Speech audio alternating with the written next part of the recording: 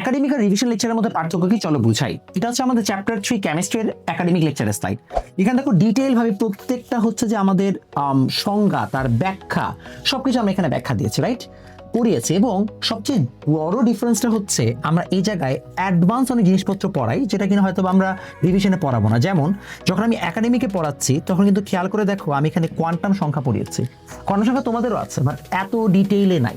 এই যে এত ডিটেইলে তোমাদের কোয়ান্টাম সংখ্যা মোটেও হচ্ছে যে পড়ানোর কথা না, বিকজ সেটা তোমাদের টেকনিক্যালি বইয়েই নাই।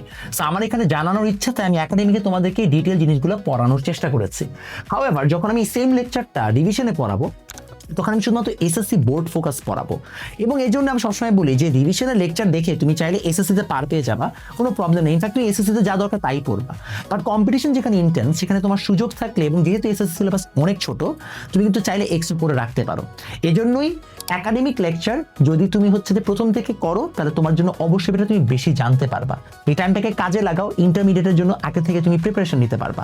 আর যদি শুধুমাত্র আগে থেকে না এসএসসিতে পার করতে চাই, তাহলে তোমার জন্য রিভিশন লেকচারে কিন্তু মোর দেন ইনাফ।